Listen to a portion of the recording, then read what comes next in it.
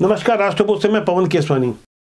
छत्तीसगढ़ के पूर्व मंत्री मोहम्मद अकबर का एक बेशर्मी भरा बयान सामने आया है, जिसमें वो दावा कर रहे हैं कि कवर्धा क्षेत्र में एक भी रोहिंग्या मुसलमान नहीं है। वो चुनौती प्रस्तुत कर रहे हैं जिन हालातों में कवर्धा की जागरूक जनता ने उन्हें चुनाव हराया है, उसी कवर्धा की जनता ने 2018 में करीब 60,000 वोटों से उन्हें जितवाया था।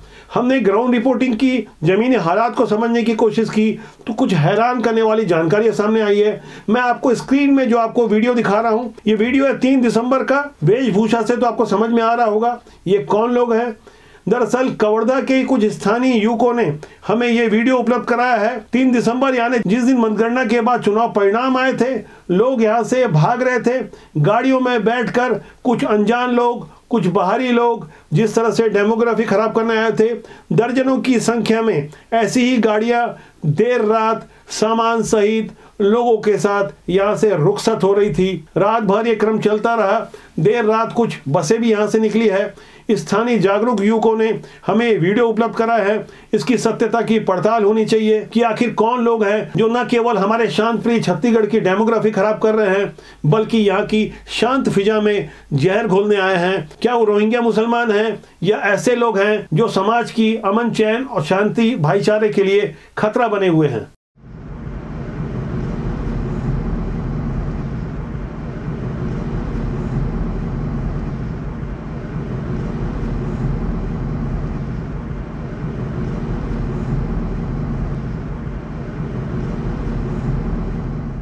3 दिसंबर को तो कुछ और भी हुआ था। जिस दिन चुनाव परिणाम आया और मोहम्मद अकबर मतगणना स्थल से निकल रहे थे, तो लोगों ने उनका किस तरह से स्वागत किया, एक बार आपको चंद सेकंड में वो भी देखना चाहिए। उसके बाद मोहम्मद अकबर की वो बातें जो आज विवाद का कारण बनी हुई है, वो चुनौती दे रहे हैं जिसे हम स्वीकार कर रहे हैं।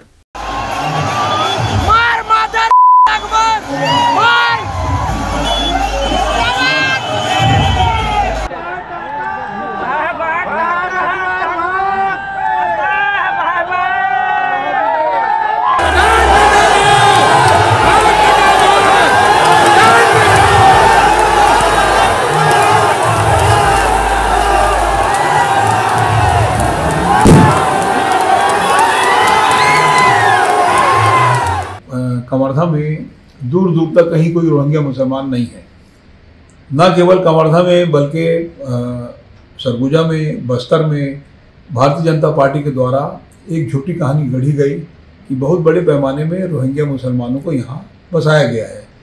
अब सत्ता सरकार भारतीय जनता पार्टी के हाथ में है और यदि रोहिंग्या मुसलमान हैं तो उनको पकड़ो, उनको लाओ सामने और कार्रवाई करो। और इसी बारे में मैंने कहा है कि एक झूठी कहानी के आधार पर चुनाव तो जीत लिए, अब जिम्मेदारी आपकी है और रोहिंग्या मुसलमान को सामने लाओ, पकड़ के दिखाओ। चुनाव हारने के 17 दिन बाद पूर्व मंत्री मोहम्मद अकबर ने ये बयान दिया है। छत्तीसगढ़ में पुराने निजाम का शासन जा चुका है, भाजपा की सरकार बन चुकी है। अब तो भाजपा ने अपना नया प्रदेश अध्यक्ष भी किरण देव को बना दिया है। ऐसे बदले हुए हालात में मोहम्मद अकबर ने जानबूझकर ये रोहिंग्या मुसलमान के चैलेंज वाला बयान क्यों दिया, यह भी राजनीतिक समझ का विषय है। धर्मनगरी कवर्धा की जनता ने उन्हें करीब 40,000 वोटों से चुनाव हरवाया है। कई घटनाएं उस दौरान मीडिया में नहीं आने दी गई जब वो शासन कर रहे थे, जब वो कवर्धा का प्रतिनिधित्व कर रहे थे। कवर्धा में 3 अक्टूबर 2021 को भगवा ध्वज का अपमान हुआ था।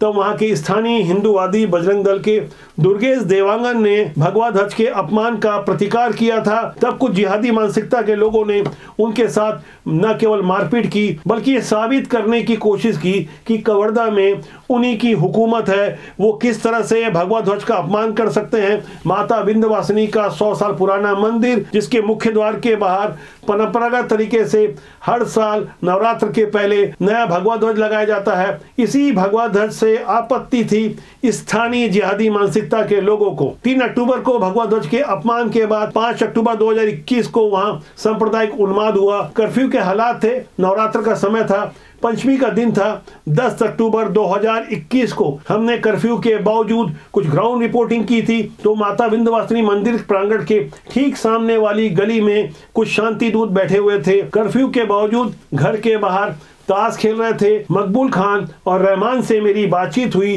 तब उन्होंने साफ तौर पर ऑन कैमरा ये स्वीकार किया था कि उन्हें भगवा ध्वज के अपमान से 2 दिन पहले ही पता था ये साजिश रची गई है, यानी सब कुछ जानबूझकर हो रहा था। वहां के विधायक, वहां के जिम्मेदार मंत्री मोहम्मद अकबर को क्या ये सब नहीं पता था? तब भी हमने वो वीडियो दिखाया था। आज एक बार फिर जब मोहम्मद अकबर ने चुनौती दी है तो उन्हें ध्यान से, खुली आंखों से इस वीडियो को देखना चाहिए कि किस तरह से उन्होंने कवर्धा की शांत फिजा में जहर घोल रखा था। हिंदू आदमी का बहुत इंसल्ट किया गया है इसमें। कल भी आरती के समय कुछ आदमी हम लोग का यहाँ जमा हुआ था, पुलिस वाले आकर पूरा बच्चे को, केवल महिला लोग को, सभी को इधर भगा दिया गया है। आरती रोक दिया गया है, पंडित को भी बुलाया गया है, बोला गया है कि भीड़ नहीं लगाना चाहिए, भीड़ में 3 लोग रहना चाहिए आरती में, उसके अलावा कोई नहीं रहना चाहिए। आरती को रोक दिया गया था, पूरा आरती के समय भगाया गया सबको। जी, माई सेल्फ मकबूल खान। और उस दिन क्या हुआ था बताएंगे आप? 3 अक्टूबर को जो घटना हुई, उस दिन की घटना में सर ऐसा था कि उस चौक में कुछ ऐसी हल्का फुल्की तनाव की स्थिति थी 2 पक्षों में। अब उस बीच में इधर से आक्रोशित भीड़ आई कुछ, और अब वो किस संगठन के थे ये तो पता नहीं, मगर आक्रोशित भीड़ को पुलिस वालों ने रोकने की फुल प्रयास यहीं पर किए। पुलिस लोगों के मतलब पूरी पुलिस के प्रशासन यहाँ पर उनको रोके, लेकिन उसके बावजूद वो भीड़ आक्रोशित होकर के आगे बढ़ने के लिए प्रेरित थे। अब कसूरवार सर इसमें अब ऐसा कहा जाए कि दोनों पक्षों में कुछ न कुछ गलतियां थी, जिसकी वजह से पूरे शहर को ये भुगतना पड़ रहा है। ऐसा कभी भी तनावपूर्ण स्थिति कभी पैदा नहीं हुई, लेकिन कवर्धा जो कहा जाए तो एक गंदी राजनीति की भेंट चढ़ी है। कवर्धा में तो ऐसा माहौल न पूर्व में कभी था, और अब आशा करते हैं कि आगे भी ऐसा ना हो। लेकिन उस दिन जो झंडा फेंकने की जो क्रिया हुई, वो जो बहुत गलत कृत्य हुआ। अब इसमें जो है आक्रोशित भीड़ थी, सब मुँह में कपड़े बांधे थे, रुमाल बांधे हुए थे, तो उसमें पहचान होना स्वाभाविक। करते हैं। क्या शुभ नाम आपका? ये रहमान खान। ये पूरा राजनीति है। इसके 2 दिन पहले भी मेरे को मालूम था ये इन्हीं लोग सब। मैं स्कूल बस का ड्राइवर हूँ, बाकी भी काम करता हूँ बस लोगों का। 2 रोज पहले मेरे को पता चल गया था जैसे होने वाला है करके।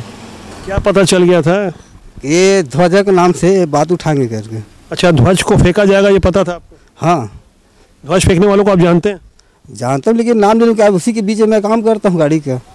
आप समझ सकते हैं कि ये सब प्रायोजित था, जैसे कि प्रत्यक्षदर्शी बता रहे हैं, कैमरा और तस्वीरें झूठ नहीं बोलती। ये स्थिति दरअसल जानबूझ के की गई। इस पूरे घटनाक्रम के दौरान आपने मंत्री मोहम्मद अकबर की हरकतों के बारे में आम जनता के मुंह से तो सुना, वहीं पूर्व मुख्यमंत्री डॉक्टर रमन सिंह भी इसी बात को दोहरा रहे थे। वो दावा कर रहे थे इसके लिए कोई एक जवाबदार है, तो वो है तत्कालीन मंत्री मोहम्मद अकबर। जहाँ कभी 144 नहीं लगा, 8 दिन से कर्फ्यू, ये हालात बनाने के लिए जवाबदार यदि कोई है तो वहाँ के मंत्री, जिसकी वजह से ये परिस्थिति छत्तीसगढ़ में और कवर्धा में खास तौर से निर्मित हुई कि 5 से 10 हजार लोग अचानक शहर में आए और विरोध प्रकट किया। इस वीडियो से तो आपको यकीन हो गया होगा कि कवर्धा में हालात कैसे थे। न केवल कवर्धा बल्कि उसके आसपास, उसकी बगल वाली विधानसभा साजा, खैरागढ़ और आसपास जो कुछ भी घटनाएं हो रही थी, चुपचाप हो रही थी। किस तरह से फर्जी राशन कार्ड बनाए जा रहे थे, आखिर क्या कारण था कि संदिग्ध किस्म के खास वर्ग के लोगों को बसाया जा रहा था, पॉकेट तैयार किए जा रहे थे, उनके कैंप तैयार किए जा रहे थे, कहीं 4000 कहीं 5000, जिससे वोटों का ध्रुवीकरण का फायदा भी होता। और स्थानीय जनता जब आपत्ति कर रही थी, उनकी आवाज दबाई जा रही थी, मीडिया को भी प्रभावित कर लिया गया था। लेकिन उस दौरान हमने लगातार सच्चाई को आपके सामने रखने की भरपूर कोशिश की। कवर्धा में भगवा ध्वज के अपमान से जुड़े हुए करीब 22 से 24 वीडियो हमने लगातार बनाए। मोहम्मद अकबर उनकी करतूतों को लगातार एक्सपोज करने की कोशिश की। तब के मंत्री अच्छी तरह जान चुके थे कि कवर्धा की सनातनी जनता जाग चुकी है, तो उन्होंने कोशिश की कि किसी तरह से मामले की लीपापोती की जाए। करीब 108 फीट का एक भगवा ध्वज स्थानीय जनता ने माता विंध्यवासिनी मंदिर के कुछ दूरी में ही लगवाया। नाम दिया गया उस स्थान का भगवा चौक। लेकिन तब तक बहुत देर हो चुकी थी। तमाम कोशिशों के बावजूद जनता ने उन्हें आईना दिखा दिया। मंत्री मोहम्मद अकबर ने जो जहीला बीज बोया था, उसका असर आसपास अन्य क्षेत्रों में भी देखने को मिला। इसका ताजा उदाहरण साजा विधानसभा का गांव बीरनपुर था, जहां 8 अप्रैल 2023 को भुवनेश्वर साहू के साथ मॉब लिंचिंग होती है, जहां जिहादी मानसिकता के लोगों ने अपने धर्म स्थल के बाहर उसकी लाश फेंक दी। जिस तरह से इस घटना को अंजाम दिया गया था और जिस तरह से हड़बड़ी में भुवनेश्वर साहू की अंत्येष्टि की व्यवस्था करवाई गई थी, भारी पुलिस बल वहां मौजूद था, तब हमें ग्राउंड रिपोर्टिंग से रोका गया था। कई गांव घूमने के बाद हम किसी तरह बीरनपुर पहुंच पाए थे। हम लोग को पत्रकारिता के लिए परमिशन लेना पड़ेगा बोले। अभी चूंकि तनावपूर्ण माहौल है, नहीं हम जाने देने से मना किया गया है। सर हम लोग स्थानीय पत्रकार हैं और हम लोग अपनी ड्यूटी कर रहे हैं ईमानदारी से। आप अपनी कर रहे हैं, आप एसडीएम साहब से मिल लीजिए, उनसे परमिशन ले लीजिए, मेरे कोई दिक्कत नहीं है। सर मैं वहाँ पूछ के आया, तभी तो मेरे को बैरिकेड्स आने दिए। आगे जो आपकी मतलब मैडम बैठी थी वहाँ मेरे को बोला गया कि आप बात कीजिए। मैंने बाकायदा बात की वहाँ पे। कुछ नहीं, वहाँ कुछ लोग थे, मैं तो नहीं जानता कौन एसडीएम है। तो एसडीएम के लिए एसडीएम से मुझे पत्रकारिता के लिए अनुमति लेनी पड़ेगी, आप ऐसा कह रहे हैं? देखिए अभी यहाँ पर सर ऐसे कुछ सर मैं बिल्कुल मैं सहयोग के लिए तैयार हूँ सर, लेकिन कोई ऐसा आदेश निकला तो मुझे बता दीजिए। नहीं निकला है तो आप बता दीजिए, एसडीएम से बात करा दीजिए मुझे। उसके बाद अंत्येष्टि स्थल पर भुवनेश्वर साहू के पिता ईश्वर साहू और उसके छोटे भाई कृष्णा साहू ने जो हकीकत बताई, जिस तरह से ईश्वर साहू ने साफ तौर पर मंत्री रविंद्र चौबे का नाम लिया और यह बताने की कोशिश की कि किस तरह से मोहम्मद अकबर हो या रविंद्र चौबे हो, ऐसी जिहादी ताकतों के साथ खड़े हैं जो छत्तीसगढ़ की शांत फिजा को खराब कर रहे हैं। हमने ईश्वर साहू की कही हुई बातों को शब्दशः आपके लिए प्रस्तुत किया था। ये हिंदू लड़की को लेके चले गए मुसलमान लोग, तो हम लोग हिंदू सभा किए थे यही मैदान पे। जब से वो लोग खून नस लिए बैठे, अब इनको मारना चाहिए। और ऊपर से एक नेतागिरी करता है अंजोर सिंह नाम का, जो चौबे का चमचा है, चौबे का हाथ है। वो बोलता अब साले लोगों को एक तेलुगु उठाऊंगा, बोलता यहाँ से 365 गाँव मेरे चौबे के लिए, बोले एक बीरनपुर नहीं देंगे तो क्या हो जाएगा, बोले चुनाव तो होने दे, एक तेलुगु उठाऊंगा। वो और मुसलमान लोगों को और सपोर्ट देता, मारो साले को, एक तेली को मारो, मैं तुम्हारे साथ हूँ करके। और चौबे का हाथ है उसको। हम लोग उधर गए, चिल्लाने का आवाज आया कि मार रहे करके ना, झूठ बोल कर लेके गए हमको कि उकसाए हमको कि मार रहे करके, तो हम लोग छोड़ाने के लिए गए सर। तो ना उधर मेरे भाई को ना पकड़ लिए उस लोग ने, छोड़ने नहीं दिया और उसको चाकू कुछ से मार दिए और घसीट कर लेकर जाकर मस्जिद के सामने मार। बीरनपुर आने से पहले साजा विधानसभा से लगा हुआ खैरागढ़ विधानसभा था, जहां पुलिस के बैरिकेड के कारण हमें घूम कर आना था। खैरागढ़ इलाके का ग्राम चिरीडी, जहां एक नाले का रपटा था, वहां भी हमने एक मस्जिद देखी। इसी तरह कई अन्य स्थानों पर अलग अलग हमने इबादत गाह देखे। यहाँ गौर करने वाली बातें हैं कि छत्तीसगढ़ की शांत प्रिय जनता कभी भी किसी धर्म या मजहब का इस तरह से कोई विरोध नहीं करती, कहीं असांप्रदायिक वैमनस्य रहा ही नहीं। लेकिन हम बीरनपुर का जो खान पारा था, तब वहां जाकर लोगों से बात की, जिस तरह से नफरती भाषा वहां बोली जा रही थी, खासकर उस मोहल्ले में, उससे हमें यकीन हो गया कि यहाँ मामला कुछ और ही है। कोई है जो ऐसी मानसिकता को खाद पानी दे रहा है जिससे समाज का अमन चैन खराब हो। इसलिए आवश्यकता इस बात की है कि ऐसी ताकतों को पहचाना जाए और ऐसे लोगों को ढूंढा जाए जो 3 दिसंबर को रातों रात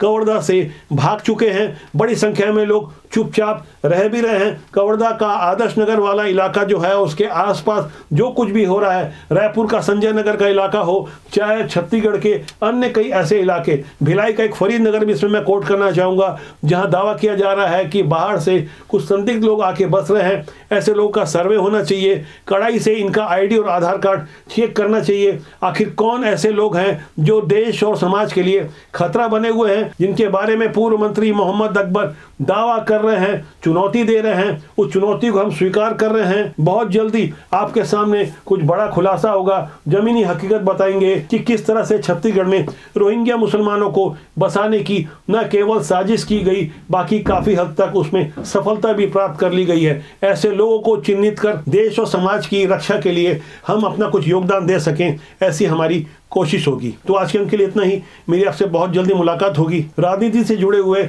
ऐसे बुरे लोगों को राजनीति से दूर रखना है, क्योंकि राजनीति बुरी नहीं होती, उसमें काम करने वाले कुछ इसी तरह के लोग बुरे होते हैं जो अच्छे लोगों को राजनीति में नहीं आने देते। मेरा आपसे आग्रह है कि आप चैनल को देखें। और अंत में मैं आपके साथ सिल्वर बटन साझा करूंगा जो अमेरिका से चलकर हमें प्राप्त हुआ है। वैसे हमें तो इंतजार 23 नवंबर से था, लेकिन अब जब सिल्वर बटन आ ही गया है तो YouTube का ये सिल्वर बटन मैं आपके साथ साझा कर रहा हूं।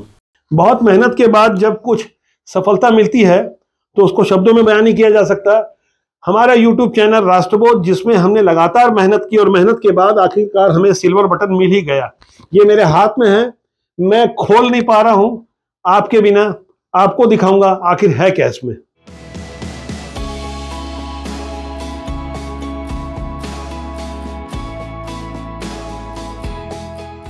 Thank you YouTube, thank you Rashtrabodh परिवार। ये जो सिल्वर मेडल है ये मेरा अकेले का नहीं है, ये सिल्वर मेडल आपका है, आपके प्यार का है, आपके अपनेपन का है, आपके सहयोग का है।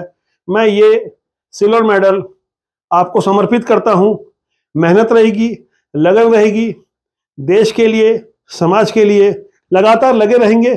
खूब सारा प्यार चाहिए, आगे पड़ाव और लंबा तय करना है। हमारी टीम के पार्थजीत पाल सर, भाई आनंद वर्मा जी, राकेश साहू, रमेश बंजारे, आदि के उजले, नाम ढेर सारे हैं। परिवार अपनों का, अपनों के साथ आज मैं शेयर कर रहा हूं। ढेर सारा प्यार पाकर अभिभूत हूं, शब्द कम है। आगे किसी और मौके पर ढेर सारी बातचीत होगी। एक बार फिर आपके साथ ये प्यार साझा कर रहा हूं। मेरा आपसे आग्रह है कि आप इसी तरह प्यार देते रहें। चैनल को देखें, लाइक करें, शेयर करें और सब्सक्राइब करना न भूलें, जिससे आपका और हमारा साथ और ज़्यादा मजबूती से कायम रहे। नमस्कार।